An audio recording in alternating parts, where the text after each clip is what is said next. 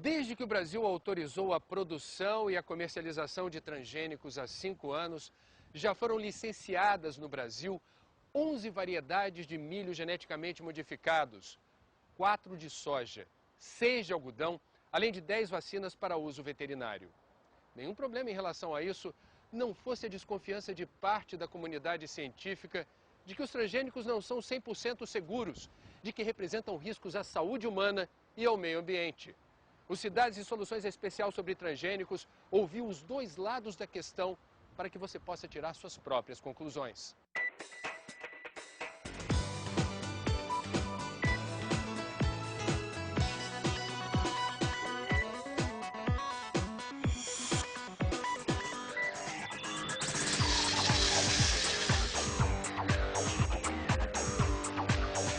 Eles parecem invisíveis,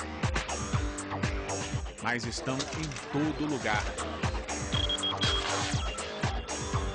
No campo, nos alimentos industrializados, nas roupas, remédios e daqui a pouco nos combustíveis. Nesse exato momento, pode ser que você esteja comendo um alimento transgênico sem ter a menor ideia disso. Eles são aparentemente iguais aos alimentos comuns, têm o mesmo sabor. Mas a presença dos organismos geneticamente modificados em nossas vidas divide a opinião da comunidade científica. Há quem denuncie riscos para a saúde e para o meio ambiente. E há quem considere os transgênicos seguros e vantajosos para a economia. E você, o que acha? Será que todo mundo sabe exatamente o que quer dizer transgênico? A senhora sabe o que é alimento transgênico? Alimento transgênico? Não. É a gordura que é ruim, né? Não é? Ou é a boa? Nenhum dos dois. São alimentos geneticamente modificados. Ah, é? Sabia não. Transgênico. Eu sei, mas não sei explicar. Tem ideia? Vamos lá, tenta. É um alimento modificado. O que isso significa? Aí ele tem as mesmas propriedades nutritivas, porém, não sei te explicar isso não, você me pegou agora. Difícil, né? Difícil, muito difícil.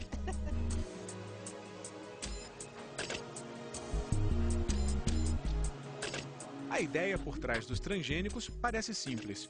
Selecionar um gene de um determinado organismo e inseri-lo em outro. O milho, por exemplo, é atacado por lagartas.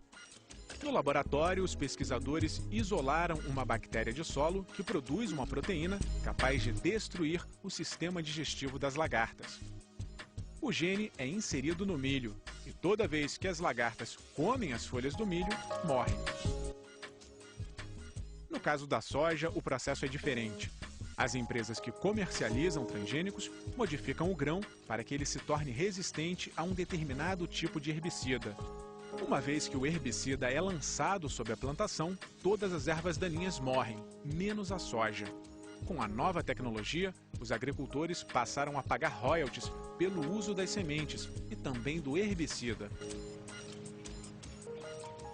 Ganha duas vezes, vendendo a semente patenteada, cobrando royalty, né, e vendendo o agrotóxico, que faz parte de uma venda casada. E tem uma terceira forma de lucro ainda das empresas, que no nosso entendimento é bastante injusto, que é cobrar royalty do agricultor que teve a sua colheita contaminada.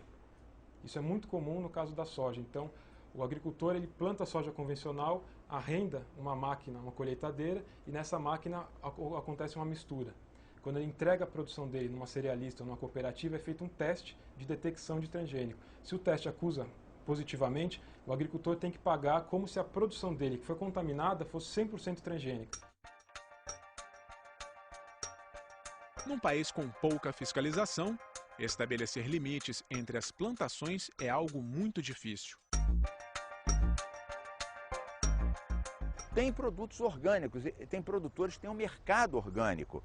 Eles não podem ser penalizados, porque muitas vezes o vento, as abelhas, os polinizadores levam para lá. Então a pessoa está fazendo tudo direitinho para ter um mercado orgânico e é contaminado e estraga todo o seu esforço. Como o próprio nome diz, os organismos geneticamente modificados não surgem espontaneamente, nascem em laboratórios. Alguns pesquisadores dizem que o processo é semelhante ao cruzamento natural entre as espécies, existente há milhões de anos, só que de forma acelerada. Esses genes que você coloca nessas plantas, né, são genes que nós já comemos há trilhões de anos, entendeu? Quer dizer, desde que o homem existe na face da Terra, essas bactérias já existiam no solo. Por exemplo, vou te dar um outro exemplo. Um outro gene que é colocado na planta para ela ficar tolerante a um herbicida, vem de um vírus que ataca plantas. E esse vírus normalmente já vive dentro das plantas. Então, cada vez que você come brócolis, você está comendo esse vírus. Cada vez que você come uma vagem, né, brócolis ou vagem, ou até outros tipos de vegetais, você está ingerindo esse vírus. Não há uma forma de haver qualquer tipo de descontrole ou de mutação? Não, a planta ela mostra isso muito fácil. Se tiver alguma inserção indevida, ela vai dizer para você que aquilo não está correto. Assim, volto a dizer que, como no melhoramento genético clássico, você elimina muito dos materiais durante o processo de seleção, elegendo somente aquele que expressa aquelas características desejáveis. Outros afirmam que não se trata apenas de unir duas peças. A criação de um transgênico seria algo antinatural, só possível com a intervenção humana e feito de forma imprecisa. In fact, one of the ways they do this transformation is they take the little pieces of DNA that they want moved, they put them on tiny particles of gold or tungsten, and they use, it's called biolistics. They actually use what looks like a little gun to fire these things into a petri dish that has cells in it that you want to transform. That is a scattershot process. You have no control whether the genes are inserting themselves, and they can cause all sorts of disruption. They can turn on allergens, for example, that were not that are present but are not on. They can accidentally turn them on. They could create toxins. They could have all sorts of unexpected effects. A forma como os transgênicos são criados abre espaço para o debate sobre os riscos à saúde.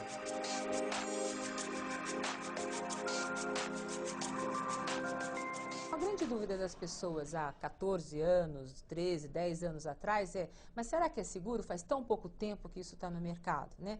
Primeiro, as plantas estão no mercado já há 14 anos. São trilhões e milhões de pessoas e de refeições servidas com produtos transgênicos em vários países, que, aliás, o Brasil foi um dos últimos a consumir, né, os transgênicos, sem absolutamente nenhum caso de dano à saúde humana. Então, acho que o que mudou foi maior informação, maior conhecimento e um certo tempo já de consumo sem absolutamente nenhum dano à saúde humana, animal ou ao meio ambiente.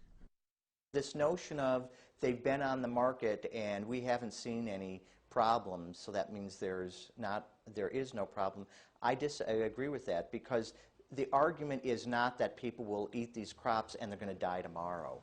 The concern is the long-term health effects, the potential increases in cancer or these other things. You're not going to find that unless you look for it, and so without looking, you can't tell.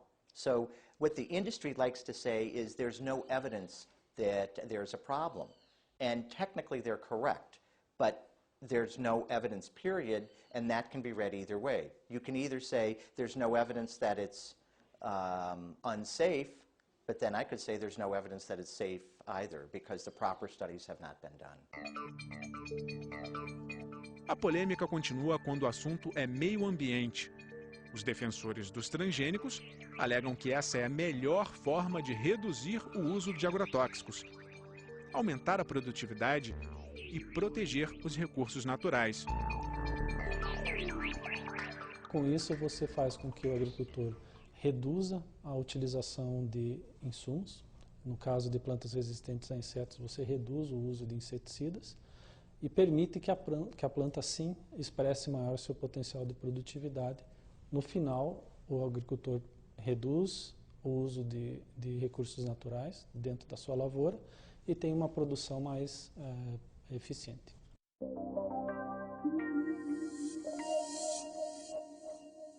Not at all. There's no evidence. None of these crops that are on the market have been engineered to use less water. As for the notion that they use less pesticide or less herbicide, that's just not true. Maybe initially they do, but for example, the data in the United States show that in the first 13 years, from 1995 through the end of 2009, the amount of herbicides that were sprayed on crops, on the engineered crops in the U.S., there was 383 million more pounds of herbicides sprayed on crops in the U.S. compared to the non-engineered ones.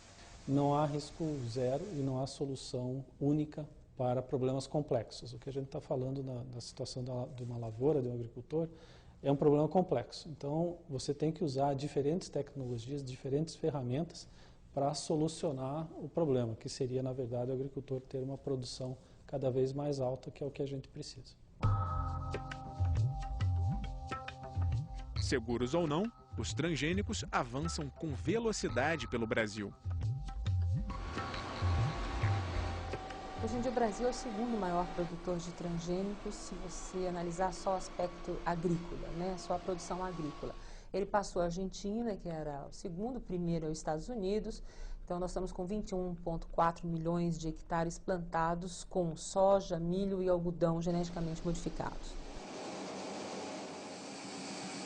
Brasil, Estados Unidos, Argentina e China plantam quase que a totalidade das lavouras transgênicas do mundo. Isso é muito diferente de dizer que o mundo inteiro planta transgênico ou que o transgênico é uma realidade em qualquer país do mundo. A gente acha que esse tipo de informação ele falseia a verdade qualquer. 4 grandes países, grandes produtores e exportadores agrícolas plantam quase que a totalidade dos transgênicos. Por outro lado, países europeus, que são nossos principais compradores de grãos, França, Alemanha, Áustria, Suíça, Luxemburgo, etc., eles declararam moratórias nacionais. Então, nesses países não se planta transgênico.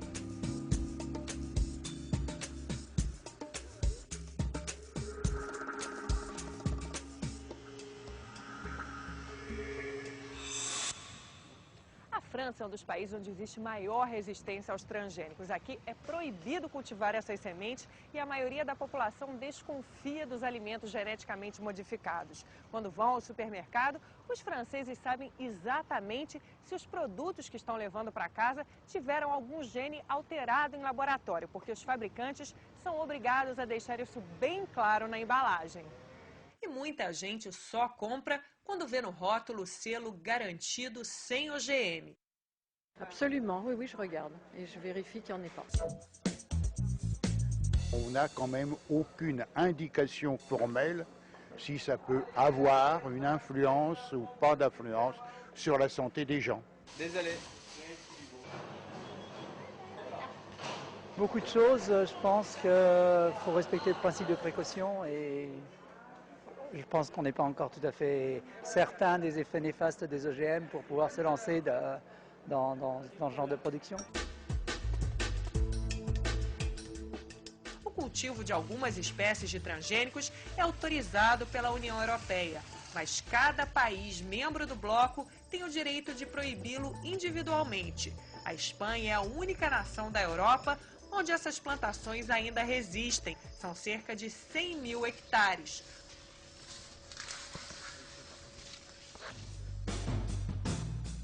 Essa imagem negativa dos transgênicos foi construída a partir de suspeitas levantadas por alguns cientistas e com a ajuda de incansáveis ambientalistas que ao longo dos anos vêm organizando operações espetaculares na luta contra o que consideram uma ameaça à saúde e ao meio ambiente.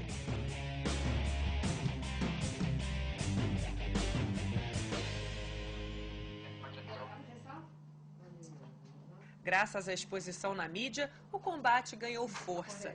A jornalista Marie-Monique Robin passou 3 anos investigando a líder mundial na produção dessas polêmicas sementes. O resultado é o documentário Mundo Segundo Monsanto, baseado no livro de mesmo nome e que virou a bíblia do chamado movimento anti-OGM. O sucesso foi tanto que ela prepara agora a continuação do filme.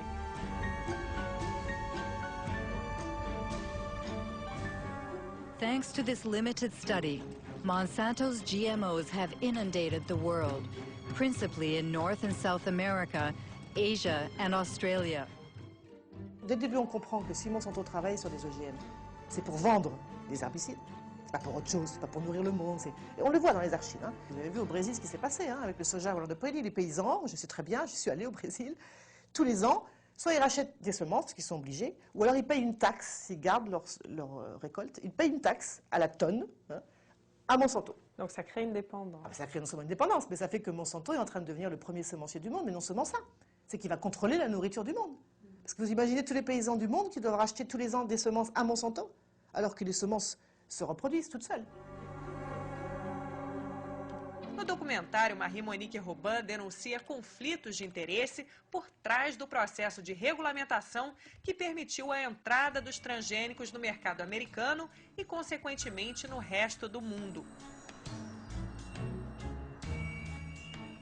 Monsanto Revolving Doors. O termo portas giratórias ou revolving doors em inglês faz referência ao vai e vem de executivos entre cargos públicos e privados com o objetivo de defender interesses de uma determinada empresa, indústria ou setor de atividade. Donald Rumsfeld was the CEO of Searle, which was a Monsanto subsidiary. The former U.S. Trade Ambassador, Mickey Cantor, ended up on Monsanto's board. Supreme Court Judge Clarence Thomas used to work for Monsanto. Alors, il a un conflit d'intérêt énorme. Alors ça, c'est... Prenez le dossier OGM. S'il n'y a pas les revolving doors, il n'y a jamais d'OGM autorisé. Il faut que ce soit bien clair. Ils vont donc approcher la Maison-Blanche et ensuite, avec l'accord de Bush père, ils vont placer l'un de leurs hommes, Michael Taylor, l'un de leurs avocats, à la tête de la FDA. Position numéro 2. Pour pouvoir écrire un texte qui est soi-disant le texte qui est la base de toutes les réglementations du monde des OGM. Mais ce texte instaure un principe qui est vraiment un principe fondamental qui est le principe d'équivalence en substance. Très très important. C'est quoi? Pour dire les choses simplement, c'est déclarer qu'un OGM, un soja transgénique par exemple, est équivalent à un soja conventionnel. Et que si c'est équivalent, il n'y a aucune raison de faire des études de toxicité, par exemple.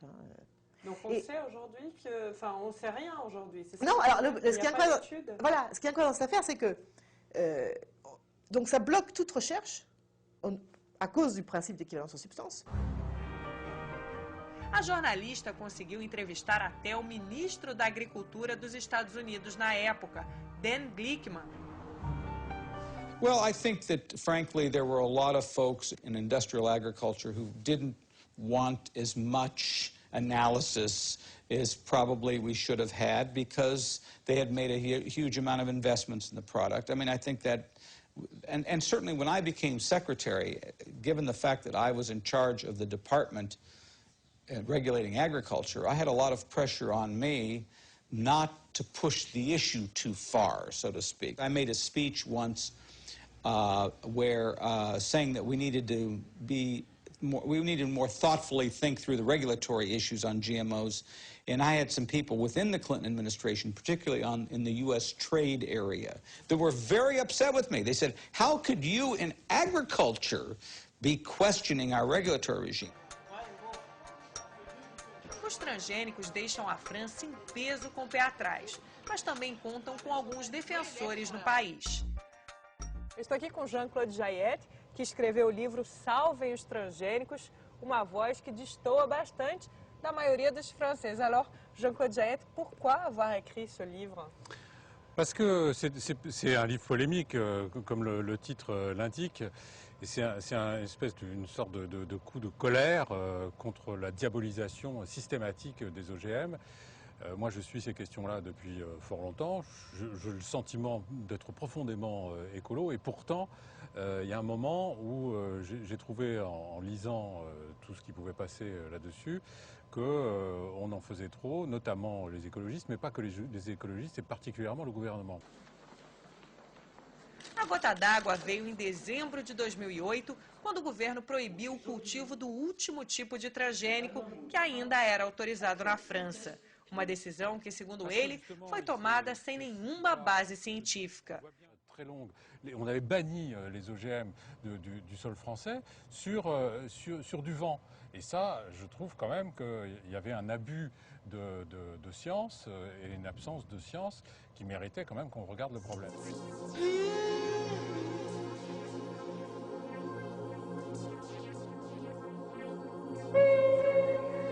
On arrive à une situation en Europe totalement paradoxale, où à force de mener des campagnes anti-OGM, il n'y a plus aucune entreprise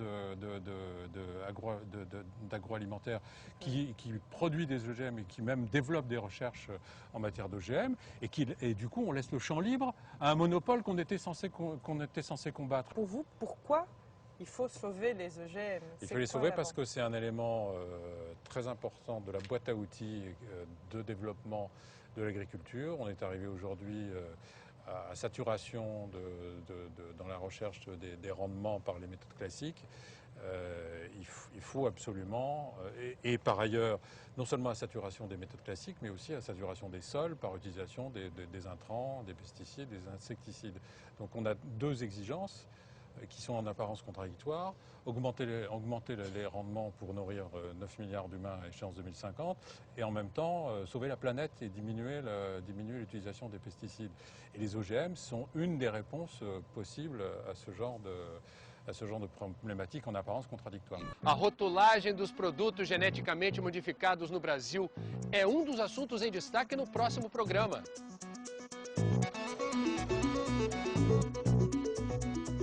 Quem opta por não consumir um alimento transgênico tem hoje apenas um tipo de proteção, esse símbolo aqui.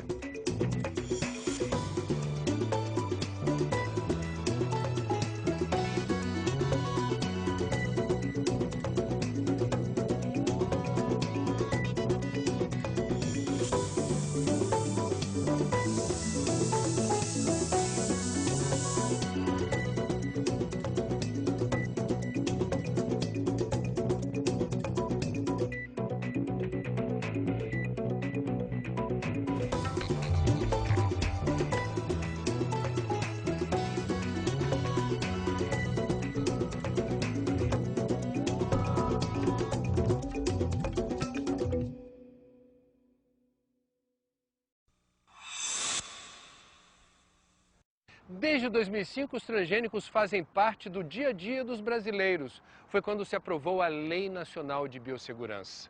Mas pouquíssima gente sabe como se faz o licenciamento das substâncias geneticamente modificadas. Ou que a rotulagem dos produtos transgênicos é uma exigência legal, que infelizmente não vem sendo cumprida como se deveria. No segundo e último programa especial sobre transgênicos, ouvimos os dois lados da questão.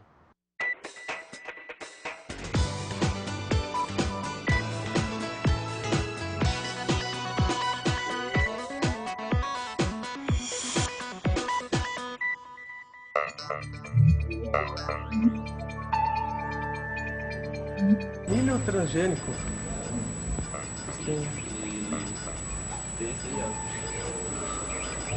O brasileiro está comprando bastante desse aqui para levar. O transgênico no Brasil é proibido, né? É proibido, mas igual o brasileiro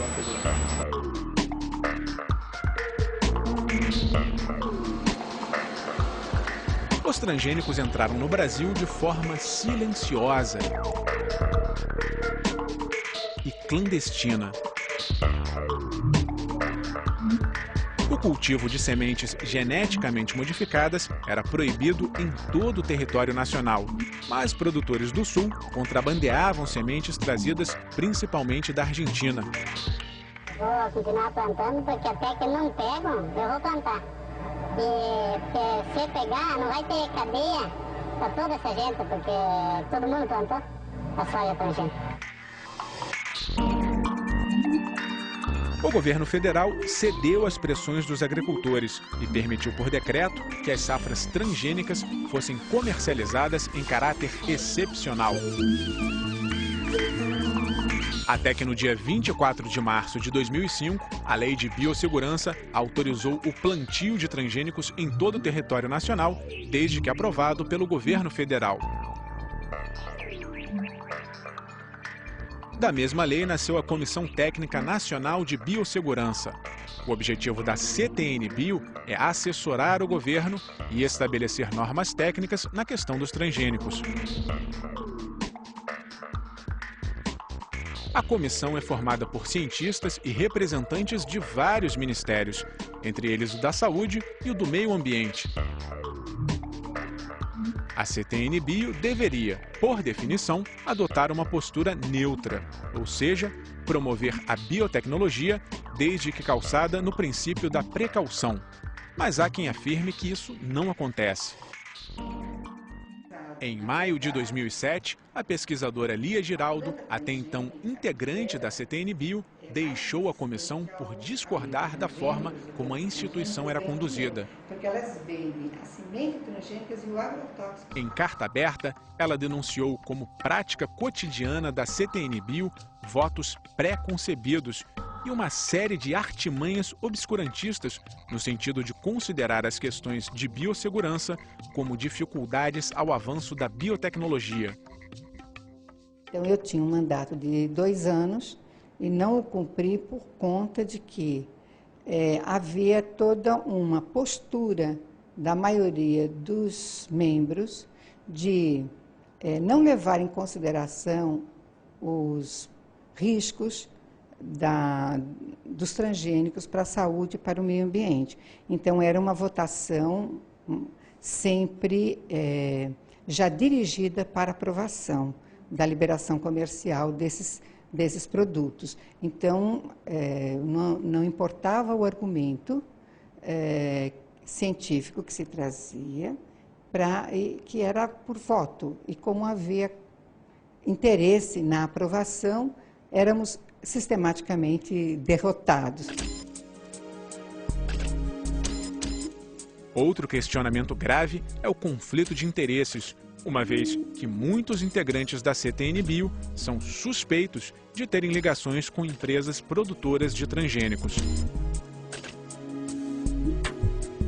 A meu ver, esta é uma comissão que deveria ter um papel consultivo, não é?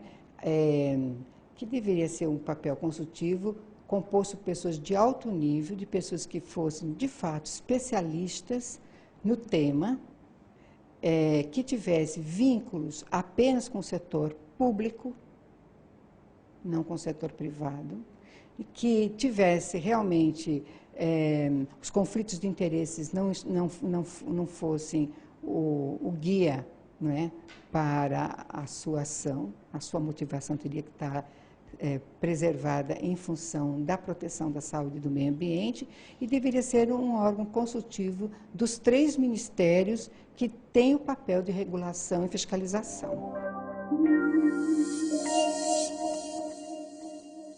A CTN-Bio é composta quase que exclusivamente por pesquisadores da área de biotecnologia. Então, eles, por princípio, acham que a biotecnologia, que os transgênicos são intrinsecamente seguros. E a tendência deles, então, é descartar qualquer preocupação, qualquer evidência de riscos, inclusive as novas evidências científicas são descartadas, porque eles sempre entendem que isso não é significativo. O presidente da CTN-Bio rebate as críticas. Não existe pressão econômica. Como te disse, todo membro da CTN-Bio, não existe nenhum representante privado na comissão. Tá? Todo membro da CTN-Bio assina ao entrar um termo de compromisso, né, com respeito a conflito de interesses. Né, se existe algum pesquisador, algum cientista na comissão que tem algum trabalho de pesquisa em conjunto com alguma empresa privada que está fazendo transgênico, quando se vai discutir qualquer coisa semelhante àquilo, ele se retira da sala, não tem direito a voto. Então, não existe nenhuma pressão econômica. A CTN-Bio é composta por cientistas brasileiros, pessoas sérias, com treinamento, e eu gostaria que todos tivessem isenção ideológica e política. E esse conflito de interesse quem estabelece é o integrante? Ou a comissão, às vezes, pode perceber? Não, é o próprio integrante, né? Agora, se houver alguma dúvida, todas as reuniões são gravadas,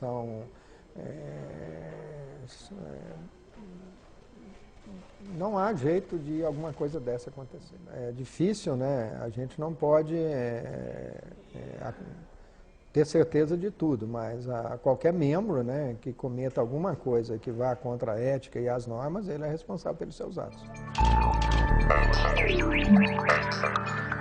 As decisões da CTN-Bio são tomadas com base em pesquisas científicas. O problema é que elas são raríssimas no Brasil. As poucas que existem são feitas pelas próprias empresas produtoras de transgênicos ou vêm do exterior. A CTN-Bio são pesquisadores conhecidos. Agora, nós defendemos que as pesquisas para saber se há ou não há problema, elas não podem ser todas patrocinadas pelo proponente do OGM, ou seja, do organismo geneticamente modificado. Tem que ser feito por fontes independentes. Muitos produtos estão sendo aprovados com pesquisas feitas em outros países, onde a realidade é diferente da nossa. Então a gente não desqualifica os cientistas da CTN-Bio, ao contrário. Agora a gente defende que sejam feitos estudos no Brasil e estudos independentes daquele que, obviamente, por razões comerciais, quer aprovar o mais rapidamente possível o transgênico. Também não queremos criar um pânico. Dizer, não, transgênico, todo mundo vai morrer, vai ficar contaminado. Não é isso, mas que afeta a biodiversidade e o meio ambiente, pode afetar. Em que medida? Só uma pesquisa séria e preventiva e independente pode dizer. Os órgãos que deveriam realmente decidir, deliberar sobre esses assuntos, no nosso entendimento, são a Anvisa, o IBAMA, como hoje acontece com os agrotóxicos. Mas isso foi concentrado nas mãos de uma pequena comissão e nós achamos que as deliberações ficam bastante temerárias, mais temerárias do que se fossem feitas por órgãos estabelecidos, com uma competência bastante ampla e que vê não apenas a questão da modificação genética, mas vê todas as interferências disso com o meio ambiente, com a saúde. Então nós achamos um modelo bastante inadequado. Aquilo que significa a liberação de pesquisa, liberação de produtos para pesquisa e uma série de outras atividades que a CTN-Bio faz, que são mais de 90% da sua atividade, o Ministério da Saúde, digamos, está consoante com a maioria da CTN-Bio. Agora, nos casos de liberação comercial, por vezes o Ministério da Saúde ou vota contra a liberação ou é obrigado a se abster, e em função das evidências, no nosso ponto de vista, não serem suficientes para dirimir dúvidas sobre o impacto sanitário. Faltam pesquisas, falta mais clareza de informações? O problema é que o dossiê para as liberações comerciais, o dossiê que dá entrada na CTN-Bio, ele é um dossiê feito pelas empresas, pelos demandantes da licença, não é? Isso não é uma condenação a priori, de maneira nenhuma. Por exemplo, no caso de registros de medicamentos na Anvisa, também são as empresas que apresentam seus dossiês com os seus achados. Mas, de qualquer maneira, tem um grãozinho de sal aí, não é? Por vezes, esse dossiê, ele não é suficiente. Então, exatamente nessas circunstâncias, quando o Ministério da Saúde acha que ele não é suficiente, é que o voto do Ministério da Saúde é ou pela abstenção ou pela negativa. Uma nova polêmica surgiu recentemente na CTN-Bio. A proposta de que as empresas não sejam obrigadas a monitorar os efeitos dos transgênicos uma vez que forem liberados para comercialização. A maioria dos países, ou praticamente não conheço outra, a não ser que seja recente, não existe isso. Uma vez aprovado pela liberação comercial, é porque se comprovou, ou, à luz do conhecimento existente, que ele era tão seguro quanto os convencionais. Mas no Brasil nós estamos querendo inovar, nós estamos querendo desenvolver um processo para fazer um monitoramento a longo prazo, né? 5, 10, 15 anos, que vai ser caso a caso. Acho um absurdo. Acho isso um retrocesso, porque a nossa legislação não é xiita, não proíbe, exige precaução e informação. Então estão querendo retroceder em relação a isso, que é o mínimo a pessoa saber o que aconteceu depois que uma cultura foi liberada. Então quero dizer que nós somos completamente contrários a essa posição.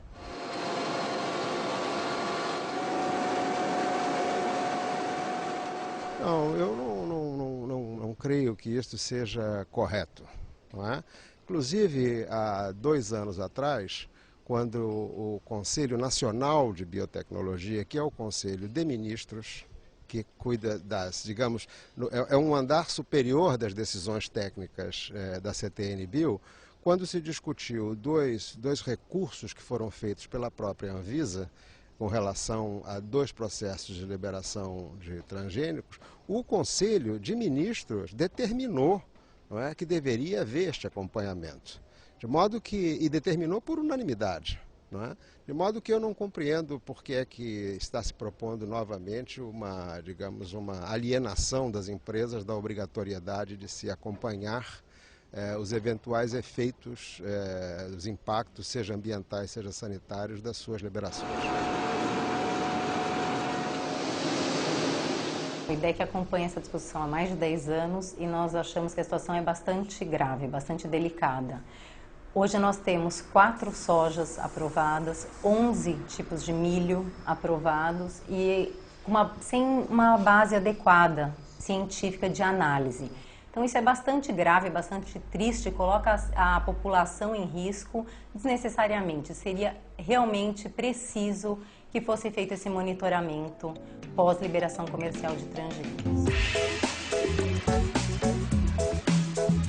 E quando o consumidor vai às compras e deseja saber exatamente o que é e o que não é transgênico, o que fazer? A senhora sabe o que é esse símbolo, esse Tzinho aqui? O que é? Não enxergo nem de perto. O que está esquecido? Ah, não, o que significa isso aí?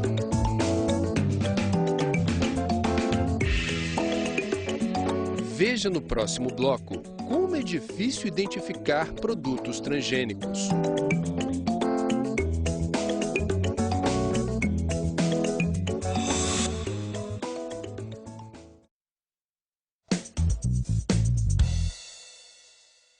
Quem opta por não consumir um alimento transgênico tem hoje apenas um tipo de proteção, esse símbolo aqui. Desde 2003, um decreto federal estabelece que todo produto deve ser rotulado se tiver pelo menos 1% de ingredientes transgênicos. Mas será que na prática isso acontece mesmo? Procuramos o rótulo nas prateleiras de um dos maiores supermercados da Zona Sul do Rio de Janeiro. Só encontramos no óleo de soja. A lei, nesse caso, está sendo cumprida. Mas o símbolo é tão pequeno e a desinformação dos consumidores é tão grande que o efeito é quase nulo. A senhora sabe o que é esse símbolo, esse Tzinho aqui? Qual símbolo? Esse aqui. Não, o que é isso aí? O que é? Não enxergo nem de perto. O que está esquecido? Ah, não, o que significa isso aí? O senhor sabe o que é esse símbolo aqui? Não, faço a mínima ideia. Não tem ideia do que seja? Não. Tem alguma ideia?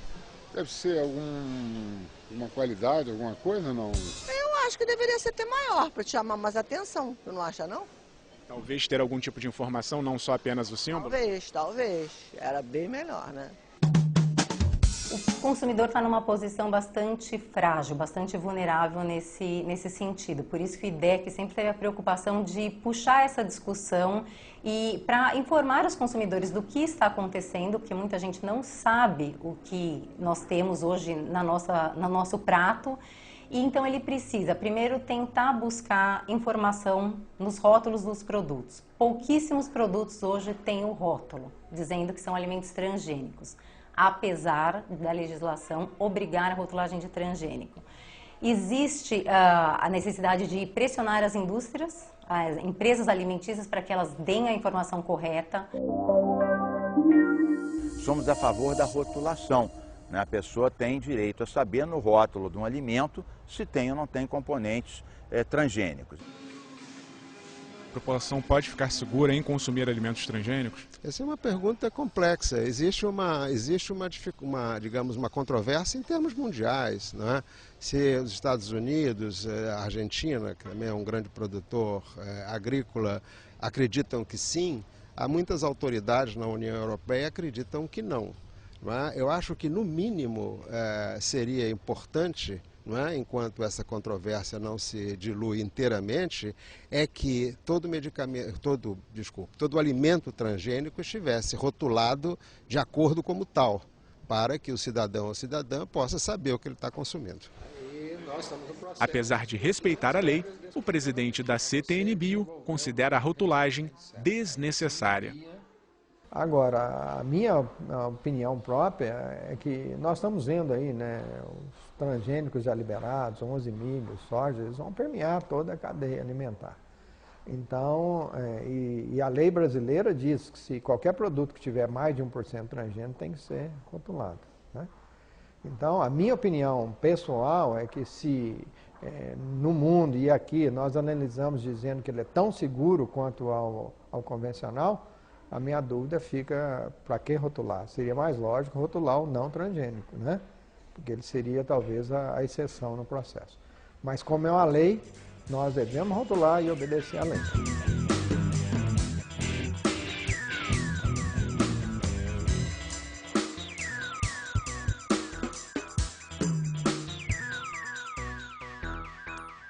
Neste momento, tramitam no Congresso Nacional 3 projetos de lei que tentam derrubar a exigência da rotulagem dos produtos transgênicos.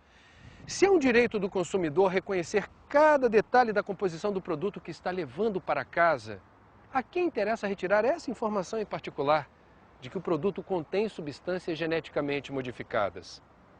Mais informações sobre os assuntos mostrados aqui hoje, acesse o link do Cidades e Soluções no site da Globo News ou o nosso blog na internet. Até a próxima!